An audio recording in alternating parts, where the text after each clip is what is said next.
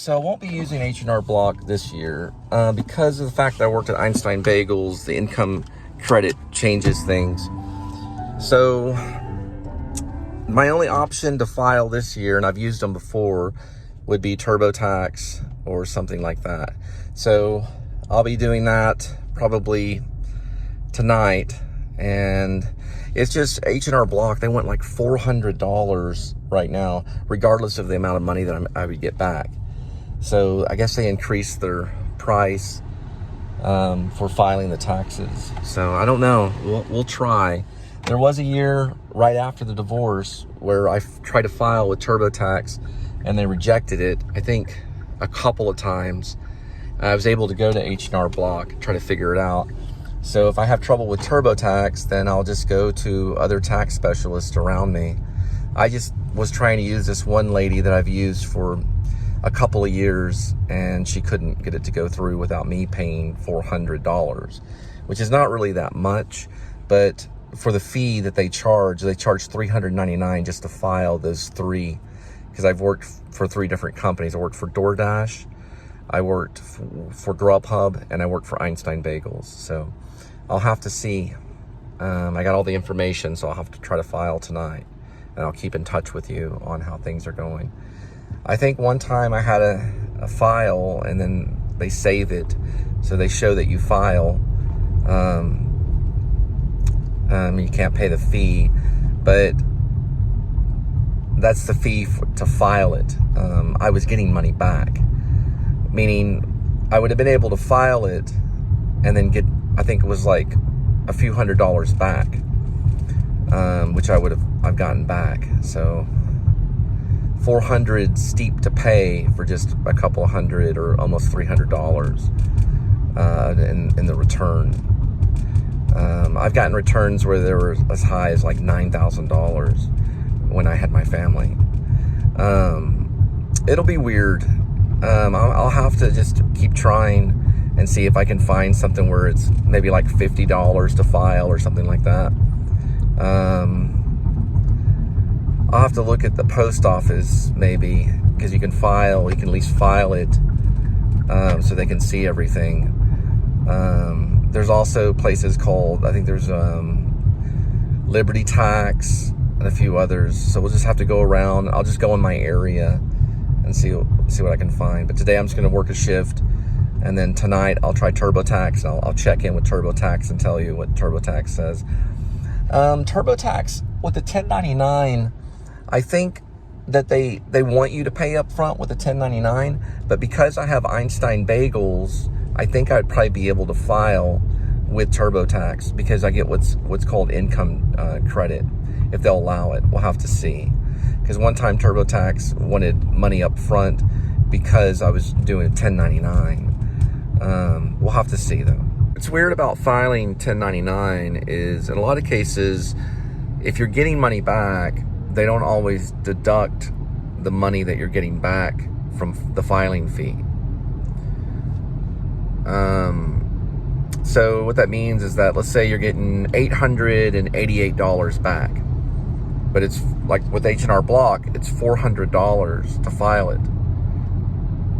She wouldn't file it with the money coming back. Now, actually, she did, because last year she did file it, because I got $888 or something like that back.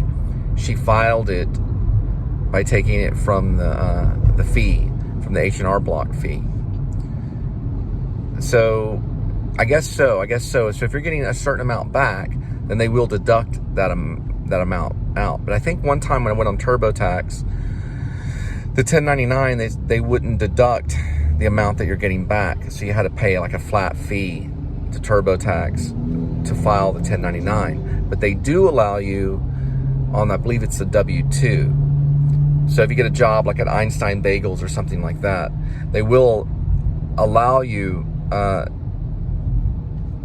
you're getting income tax return, they'll allow you to use that money for the filing fee, and they'll just deduct it.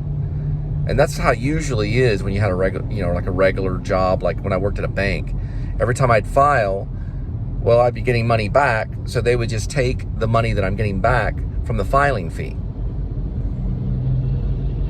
which is strange because in this case, I asked her, I said, well, can I deduct the amount that I'm getting back and pay the difference?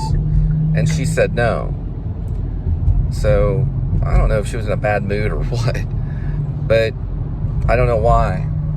How I see it in my situation, because of the amount of money I make right now, because I only have 561 or 62 or 63 subscribers, I don't get paid through YouTube. Now I do through people giving and funding the channel, and that's private, and that's not that much. We're talking like a couple of $100s, but that's like a gift that someone gives you, you know.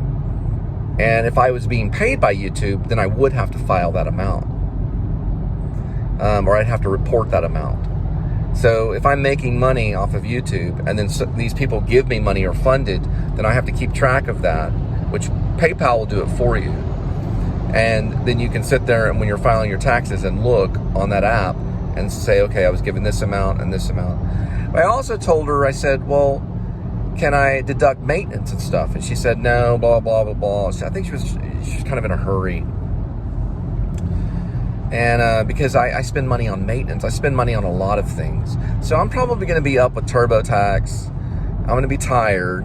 Probably get, you know, I don't really drink a lot of coffee. I drink more like soda or espresso. Well, I drink like spritzer drinks or soda or something. And it's usually cold and it has caffeine in it. So I'm going to be up kind of tweaking, you know, saying, okay, well, here's what I spent on maintenance, and I've got to look through certain things and put all this down and see if that helps, you know, because you have to face it and be real about the matter, especially if you work for H&R Block, because the exact number does help to have the exact number on everything.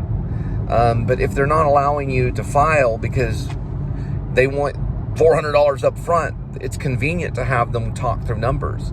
And that's what she did with me. She talked through numbers on mileage and things like this. And, you know, in this type of business, because I'm in delivery, we may get the order 10 miles out and then go 30 miles to complete that order. And whether the company is honest or not, and then sends you the mileage that you can deduct, which you can give to them. DoorDash does that. DoorDash has sent me mine, but Grubhub did not. Grubhub did not send me any mileage. They're out of Chicago. They sent me no mileage to deduct. So I do keep a book. I keep this book right here, and I now send it through digitally. But I try to write down some of the stuff, and so I can keep track of it. But I send the mileage through a digital thing, and I keep track of it that way. So I try to do it daily, and I show it on the show at the beginning of the show, so that you know the mileage when we're starting. And usually about 5 miles out or 10 miles out or so, that's when everything starts to go. Now, how I see it as a delivery driver is, why would I not be able to compensate if I have to go 10 miles out and then get the order? We should be able to compensate our mileage once we get into the car and start it up and go for that day of work. Because that's what you do if you have a job and you have to go to different places for that job. You can actually deduct the mileage. If you have to get up, if you're a substitute teacher, let's say, and you go to one school, you can deduct that mileage to go from 6 miles to that school. Let's say the next day you go 12 miles. Well, you can deduct that 12 miles because you had to get up and go 12 miles to get to that class or to that school. It changes from, you know, point A to point B. They have a name for that. Logistics, I think is what they call it, logistics. So the logistics changes from point A to point B to point C to point D, and it changes between each time you go to a restaurant and then when you go from that restaurant to that doorstep. And they're supposed to keep up with that mileage for you. Uber does it, DoorDash does it, Grubhub did not send it to me. So they did not send me the correct mileage. So I do keep track of it by writing down the mileage whenever I leave, or by sending it, I send it a certain way, or I try to do it when I'm editing. I look at it and I go through and I put that number down for the miles for that day, and that's what I can go by. Now that can help you to a certain degree, but you have to realize that that number can be changed, because you can count when you receive the delivery and then when you drop it off. You can count that as well. You could argue both. So you could argue, well, I had to go out 10 miles to get that order. Why would I not be able to count that? And I think it's because that probably is going to hurt. It might hurt the government a little bit. There's only so much they can shell out to each driver, especially when there's a lot of people doing this kind of stuff. So that's a very, in actuality, I have a feeling that there's probably money owed because of mileage. And I'm going to have to work that out through TurboTax. I don't know if H&R Block, or the lady that I usually use over the last 2 years, I'm probably not going to really be able to use her anymore. I drove like 30 miles to go see if I could use her. I don't know if she understands how it all works, but I don't know if I'm going to be using them anymore. I'd like to. And, you know, if I'm only doing this, like let's say next year, when I file next year and I'm only doing delivery, I might go back to H&R Block, at least talk with them and sit down. Because they have been able to help me. They have been able to send it through and even me get money back. But it's difficult in a situation, especially whenever I worked for Einstein Bagels, and that's a different filing because it costs extra to file the W-2 as opposed to the 1099.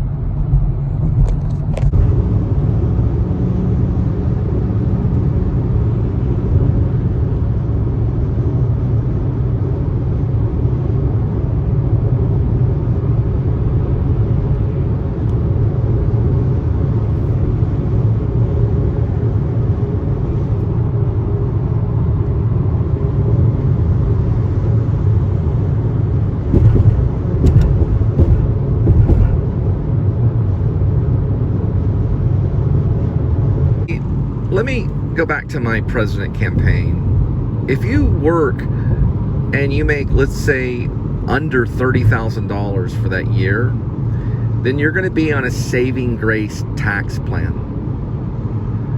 Sure, you can file, but if you cannot afford to pay the filing fee at these different places, then it just basically goes to what's called saving grace. Because you're under $30,000. You're not making more than $30,000. And the place wants $400 for you to file. Obviously, you would be in a bad situation to pay them $400 up front to file. Because you've spent every single penny you've had just to stay alive. It's kind of like the people living paycheck to paycheck. So they would click a button that says saving grace. That's what I would like to call it. And it would be saved, and they would file it away anyway. Why do they have a filing fee? And to get you into trouble, you know, where you can't file, that doesn't sound right. That's an H&R Block thing. I don't know what the filing fee for TurboTax is. I'll probably find out though, and I'll talk about that. But there are people out there, they want to file, but their filing fee is, you know, $400 is ridiculous. There's probably millionaires that don't even pay a $400 filing fee, but they want to file. Now, she was doing this, and I was getting $271 back from the government. And she's still wanting $400 for H&R Block to file it. But I think the previous year, when I didn't work for Einstein Bagels, or I worked for like a week or something right before I filed. I think it was like a week or so. No, it was a week before. Yeah, it was like 2 or 3 paychecks. And I did file it and everything, but it wasn't enough to really, you know, to get a certain amount of income tax credit. So it was like $800 back, which was pretty good. But let me tell you, in my situation, because I have 3 kids, my wife abandoned me, and she basically is doing everything she can to basically, you know, basically financially sue me. I have not received any money back since she left from taxes at all. I'm just happy to file it away. I don't receive any money back. I don't receive any money back from Texas. I mean, from federal government at all. They take it all. I want you to know this too. They take all the money that's coming back, and I don't know if that's going to come back to me later in life or not. But I don't see any of the money. I have 3 children. Now, when we were together the last time, my tax return was about $9,000 because I had 3 children. So we got $9,000 back. That's what a family gets back usually. When Angel was with me, I received that money. It went into my, you know, into my funds, and we used it for things. I used it one time to buy a gimbal to start up my film company and all kinds of stuff. And we went on vacation with some of the money too. When Angel left and she abandoned me, and then she began to sue me, all that money goes to a fund in the federal government.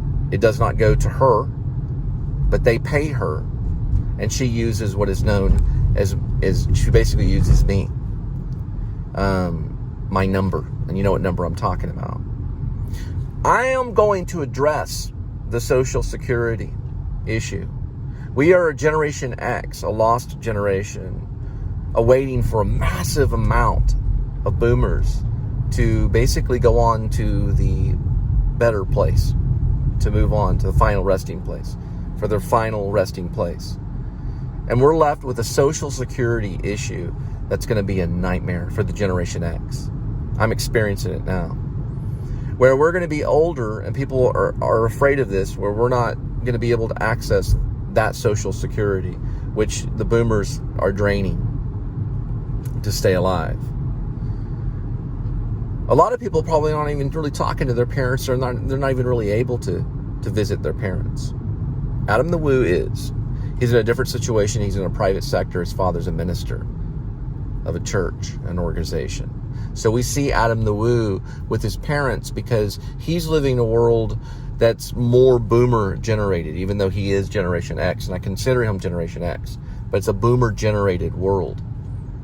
That's not the world that Generation X person lives in, because we're going to be dealing with Social Security problems. A lot of people are. And how are we going to retire? Maybe why the show is here.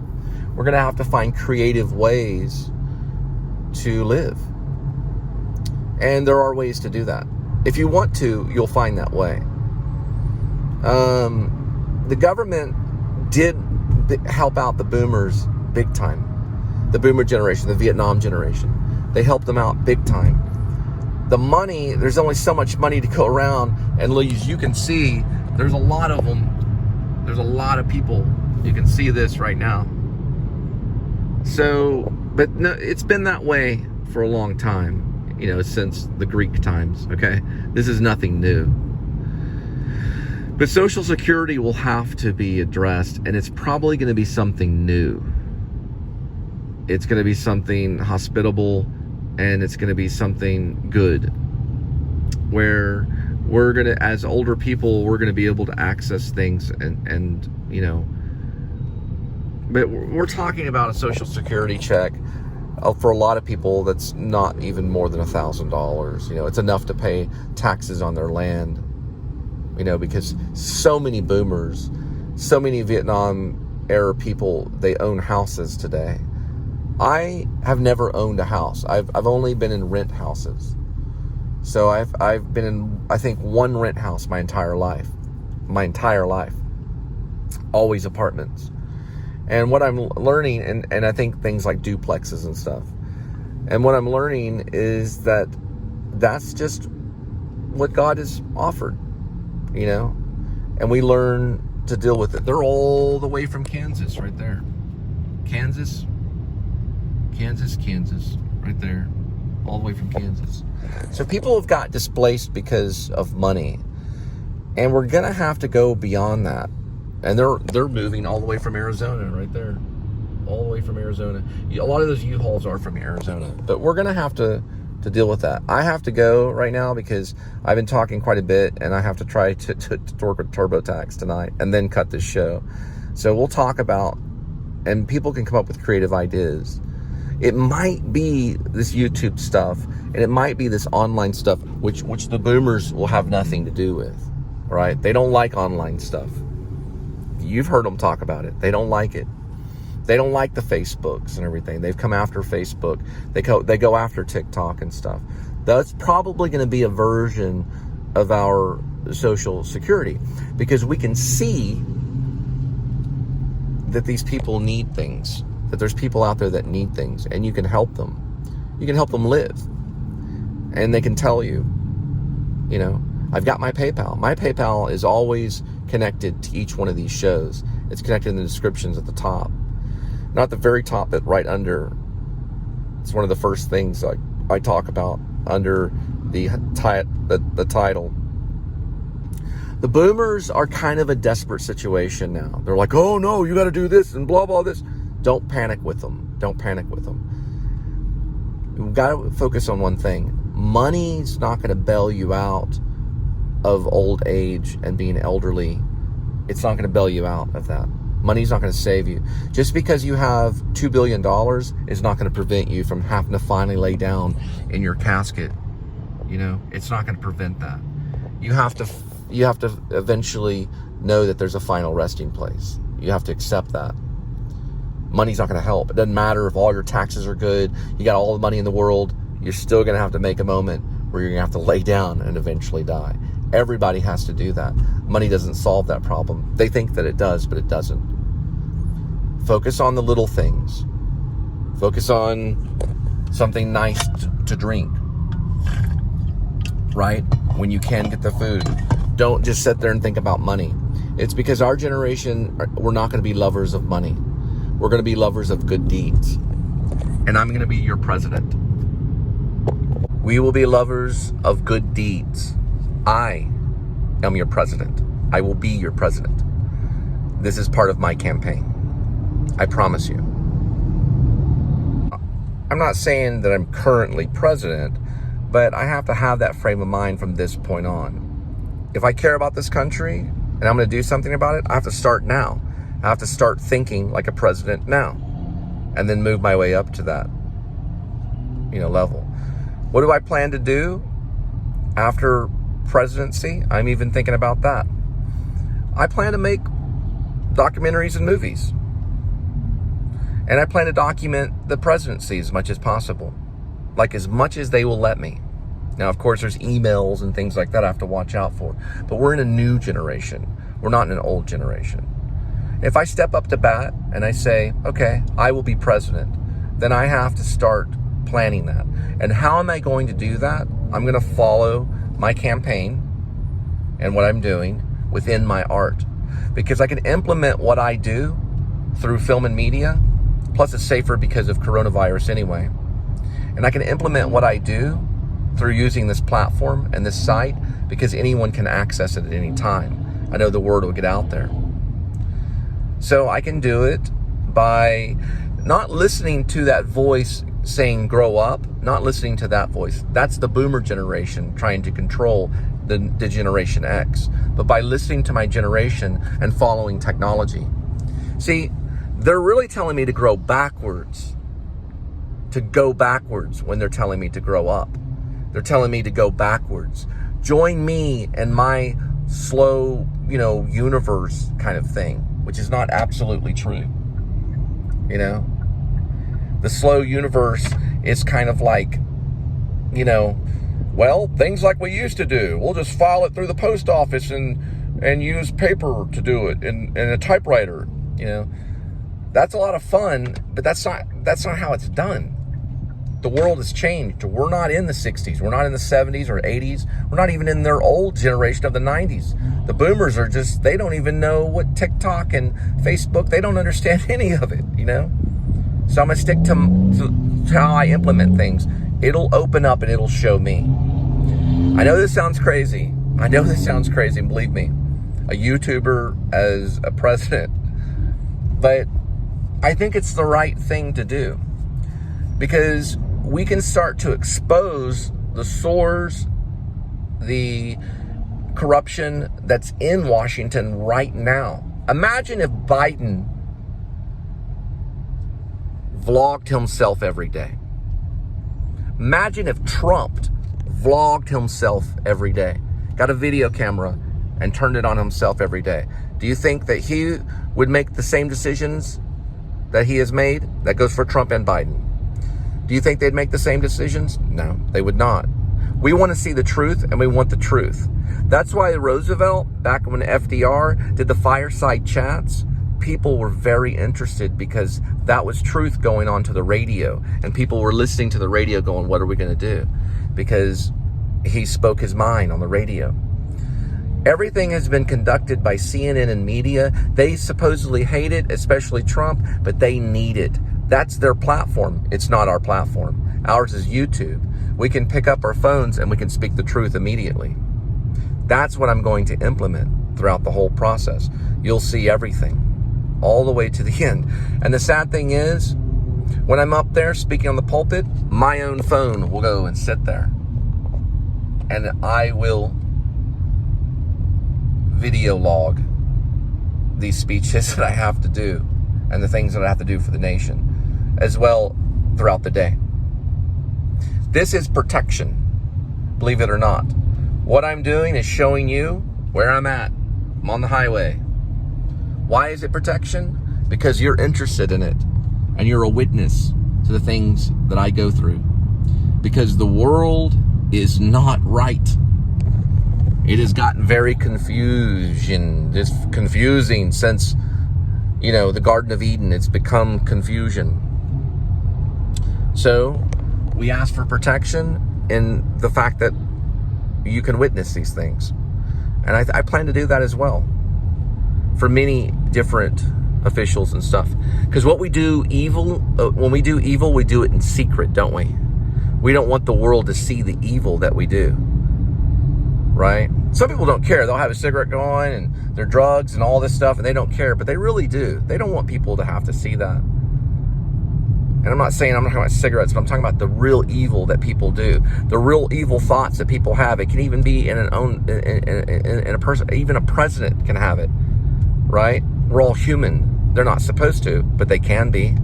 They can be wrong. Why would one president go after another president and try to imprison them?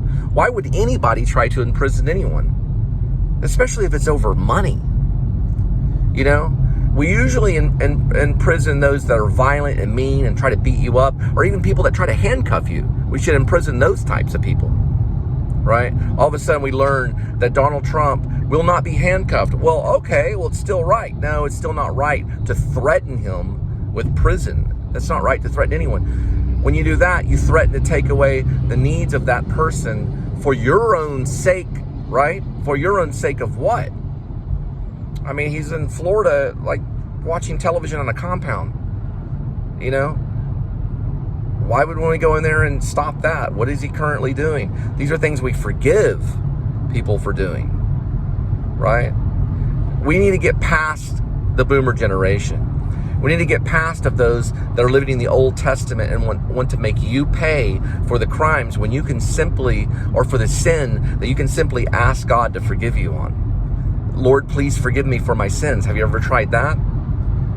Well, that's what the Biden party is going to have to do, and that's what Trump's party is going to have to do. They're going to have to eventually say, please, God, forgive me, right? Please forgive me for my sins. I'm human. Please forgive me, right? Because we all make mistakes. We have all fell short of the glory of the Lord. We always will.